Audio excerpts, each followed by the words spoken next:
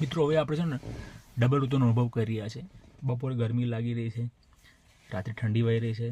તો આ સમય દરમિયાન છે ને આપણે શિયાળામાંથી ઉનાળા તરફ જઈ રહ્યા છીએ. શું કરવાનું છે મિત્રો? તો ખાંડવાળી વાનગી બંધ કરવાની છે, દૂધ નહીં લેવાનું, લગ્નોમાં ખાવાનું ટાળવાનું છે, તળેલી વાનગી તો બંધ કરી દેવાની છે.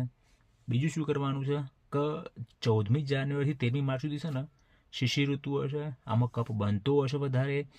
એટલે શું કરવાનું, આ સમય દરમિયાન ત્રિફળા ચૂર્ણ 5 ગ્રામ ને ચપટી પીપળી ચૂર્ણ સાથે તમારે લેવાનું, જેથી કરીને કફ ઓછો બનશે શરીરમાં. અને 14મી માર્ચથી 13મી મે સુધી આ કફ બનેલો છૂટો પડતો હોય છે, વસંત ઋતુ હોય છે. એટલે આ સમય દરમિયાન શું કરવાનું, કાનમાં રૂ ભરાઈ રાખવાનું છે. બીજું કે 5 ગ્રામ ત્રિફળા ચૂર્ણ 5 ગ્રામ મધની સાથે લેશો તો જલ્દી કફ છૂટો પડશે.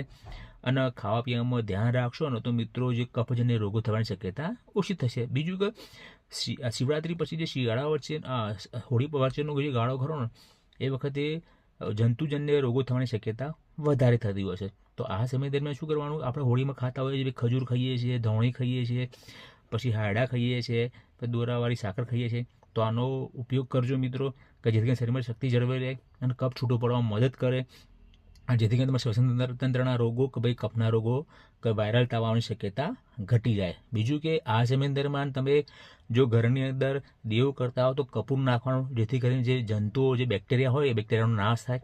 એટલા માટે મિત્રો હોળીમાં આપણે હોળી પ્રગટાઈએ છીએ ભાઈ, આગની જ્વાળા પ્રગટાઈએ છીએ. કેમ? કારણ કે જે જંતુઓ પેદા થાય ને જંતુઓ નાશ થાય ને આપણને જંતુજન્ય રોગો થવાની શક્યતા ઘટી જાય. તો આ 4-5 સાવધાની મિત્રો આપશો ને તો તમને આ જે ઋતુ બદલાય છે એ વખતે સમસ્યા થવાની શક્યતા બહુ જ ઓછી થઈ જશે.